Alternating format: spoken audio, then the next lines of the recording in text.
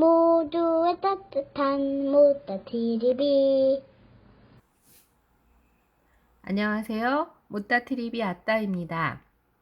소개해드릴 책 이름은 박용우 박사님의 책 지방대사를 켜는 스위치온 다이어트입니다. 왜 누구는 빠지고 누구는 안 빠질까? 덜 먹고 운동하면 100% 실패한다? 꺼진 지방대사를 다시 켜라. 여기까지가 이론에 대해서고 4에서 6장까지는 구체적으로 어떻게 실천하는지 그건 실천편에서 다시 알아보겠습니다. 그럼 제1장 누구는 빠지고 누구는 안 빠질까? 보니까 살이 잘 빠지는 사람들은 공통점이 있습니다. 바로 대사의 차이인데 지방을 잘 쓰는 몸이 있고 잘 쓰지 않은 몸이 있다는 겁니다. 3주는 대청소 기간입니다. 지방을 잘 쓰는 몸을 만들기 위해 철저히 3주간의 이 프로그램을 실천하면 지방을 잘 쓰는 몸으로 바꿀 수 있습니다. 매일 청소해도 묵은 때가 쌓이는데 대청소를 해야 그 다음에는 쉽게 청소를 해도 깨끗하듯이 3주 스위치온 다이어트는 우리 몸의 대청소 기간입니다. 근육은요, 우리 몸에서 에너지를 많이 소비하는 조직이라 근육이 줄 때 기초 대사량은 떨어집니다. 그래서 몸에 근육이 빠질수록 점점 더 지방을 안 쓰는 몸으로 바뀝니다. 근육이 부족할수록 근육이 더 빠지게 되고, 그러면 조금만 먹어도 체중이 금방 돌아오고, 스트레스나 폭식을 하게 되면 체중은 처음보다 늘어납니다. 따라서 굶는 다이어트는 체중을 줄이면 금방 다이어트 전보다도 더 많이 살이 찝니다. 굶으면 지방이 빠지는 게 아니라 근육이 빠지기 때문에 요요 현상이 일어납니다. 근육량이 부족한 여성들에게 3주 스위치온 다이어트는 최적이라 할 수 있는데 근육 손실 없이 체지방만 빼는 다이어트이기 때문입니다. 그렇다면 생체시계를 다시 이전처럼 되돌려야 살이 빠지는데 잘 빠지는 사람에게는 공통점이 있습니다. 예외 없이 실천하고 몸을 움직입니다.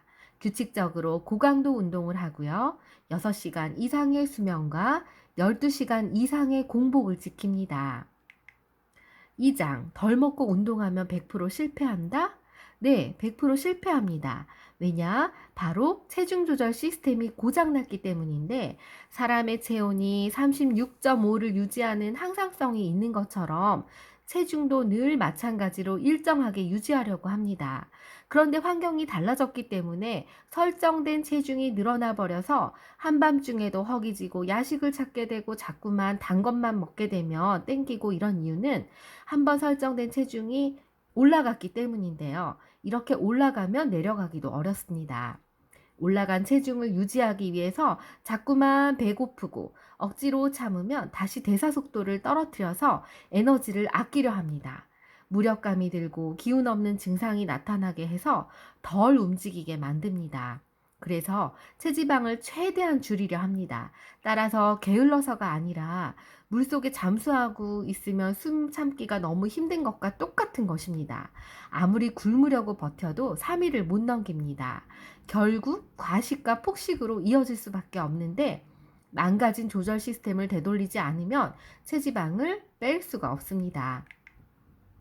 인슐린이 혈당을 조절하는 호르몬이라면 렙틴은 우리 몸속의 지방을 일정하게 유지하고 관여하는 데 쓰이는 호르몬입니다. 바로 식욕 억제 호르몬인데요.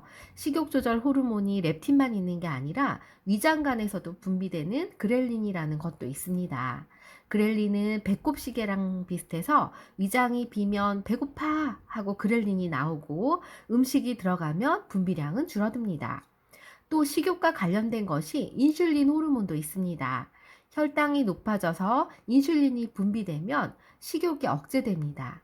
그렐린이나 인슐린이 단기적인 식욕을 조절한다면 렙틴은 장기적인 관점에서 식욕을 조절하는 호르몬이라 할 수 있습니다. 체중이 일정한 사람은 이러한 식욕 조절 호르몬이 제대로 잘 작동하기 때문에 체중 조절 시스템이 정상적으로 가동됩니다. 하지만 살찌는 사람은 렙틴이 정상적인 기능을 잘 못해서 렙틴 저항성이라는 게 생기는데 지방 조직이 늘어나서 렙틴 분비량이 늘어도 이 신호가 뇌의 시상하부에 제대로 전달되지 않으면 뇌는 계속해서 렙틴이 부족하고 착각해서 지방을 더 축적하려고 합니다. 바로 렙틴 저항성이 생기면 우리 몸이 살이 찝니다. 렙틴이 뇌에서 지방이 충분하니 그만 먹어 라고 신호를 보내도 뇌는 렙틴이 부족하니 더 먹어서 지방을 늘려야 해 라고 착각하게 됩니다. 그래서 한번 살찌기 시작하면 살찌기는 점점 더 쉬워집니다. 바로 몸이 망가졌기 때문인데요. 그래서 어떻게든지 간에 렙틴 저항성을 개선해야 합니다. 그래야 더 살이 찌는 것을 막을 수 있습니다. 또 비만의 시작은 만성 스트레스라고 볼 수 있는데 과로, 수면 부족, 만성 피로, 불규칙한 식습관, 운동 부족 등 스트레스에 쉽게 공격받고 영향을 받는 생활이 원인이 됩니다. 움직이지 않아서 에너지가 쓰일 때도 없는데 코르티솔은 혈당을 높게 유지하기 위해 탄수화물을 계속 달라고 식욕을 자극합니다. 특히 혈당을 빠르게 높이는 설탕이나 흰 밀가루 같은 정제 탄수화물을 강하게 원합니다. 스트레스를 받으면 하루 종일 앉아 있는 동안에 설탕, 커피, 초콜릿, 과자를 쉴 새 없이 집어먹게 되는데 이는 더욱더욱 악순환이 됩니다. 그래서 정제된 탄수화물을 과감하게 끊어야 합니다. 습관처럼 먹는 과당의 과잉 섭취가 지방간, 인슐린 저항성을 일으키고 렙틴 호르몬의 작동 능력을 떨어뜨리면서 체중의 세트 포인트가 올라가서 비만을 불러오기 때문입니다. 비만한 사람은 지방 대사가 꺼져 있다고 할 수 있습니다. 인슐린 저항성과 렙틴 저항성이 있으면 체내에 아무리 많은 지방이 쌓여 있어도 몸이 지방을 꺼내 쓰지 않습니다. 대신 음식을 먹어서 외부에서 에너지를 얻으려고 하는데 이것이 가장 큰 차이입니다. 지방을 잘 쓰는 몸인가, 지방을 쓰지 못하는 몸인가. 건강한 사람은 당과 지방을 함께 사용하는데 살찐 사람은 몸속에 있는 조절 시스템이 망가져서 지방보다는 당을 주로 사용하려고 합니다. 정상 체중을 가진 사람에 비해서 지방을 에너지원으로 쓰는 대사가 작동하지 않아 지방 대사가 꺼진 상태입니다. 다시 켤 수만 있다면 예전처럼 지방을 잘 쓰는 몸으로 돌아갈 수 있는데 그 중심이 바로 인슐린 저항성에 있습니다. 인슐린 저항성이 심해지면 탄수화물 자극이 없는 공복 상태에서도 인슐린 수치가 올라가 있습니다. 그렇게 되면 혈당이 높지 않아도 몸이 지방을 잘 쓰지 못하고 몸속의 지방 대사는 꺼진 것입니다. 또 생체 리듬이 깨지면 렙틴 저항성이 생기는데 생체 시계가 교란되면 수면 장애가 생기고 야식이나 불규칙한 식사를 하게 되며 우울이나 불안이 생길 수 있습니다. 따라서 생체 리듬을 회복하는 것은 필수입니다. 그래야 몸이 지방을 잘 쓰는 몸으로 바꿀 수 있습니다. 꺼진 지방을 다시 켜기 위한 스위치온 다이어트를 살펴보면 6가지가 있는데요. 탄수화물 줄이기, 단백질 늘리기, 생체 리듬을 회복하기, 간헐적 단식, 고강도 운동, 영양제 챙기기입니다. 그렇다면 이 6가지 원칙, 지방은 은행의 통장에 비유할 수 있고요. 당은 지갑 속의 현금에 비유할 수 있습니다. 지방은 무한대로 저장이 가능한데 탄수화물은 간과 근육에만 비축됩니다. 우리 몸은 은행 속에 있는 돈을 바로 쓰지 않습니다. 지갑 속에 있는 돈을 다 쓴 다음에 지갑에 돈이 없으면 은행에서 찾아 쓰듯이 탄수화물을 잘 꺼내 쓰지만 탄수화물이 하나도 없을 때 비로소 은행에 있는 지방을 꺼내 쓰게 됩니다. 그런데 지갑에 돈이 계속 들어오기 때문에 은행에서 돈을 꺼내 쓸 수 없듯이 탄수화물이 계속 채워지기 때문에 지방 대사가 제대로 켜진 적이 없습니다. 그래서 몸속에 계속 지방이 쌓이기만 합니다. 더 큰 문제는 이런 상황이 계속 지속되면 지방을 꺼내 쓰는 대사가 퇴화된다는 점입니다. 지방 대사가 퇴화되면 몸은 곧바로 당을 달라고 자꾸 조릅니다. 바로 탄수화물 중독인데 당을 끊임없이 섭취해야 하루 일과가 유지되는 경우가 많습니다. 당이 제대로 공급되지 않으면 우울하고 짜증나고 무력감에 시달립니다. 탄수화물을 먹으면 언제 그랬냐는 듯이 증상은 사라집니다. 이는 지방을 쓰는 대사가 퇴화되었다는 신호입니다. 3일 동안 탄수화물 섭취량을 50g 이하로 유지하기. 지방 대사 스위치를 켜기 위해 일시적으로 탄수화물 섭취를 제한해야 합니다. 몸에 무리가 가지 않을까요? 뇌에도 탄수화물이 필요한데 식욕이 더 폭발하는 건 아닌가요? 네, 큰 무리 없이 할 수 있다고 합니다.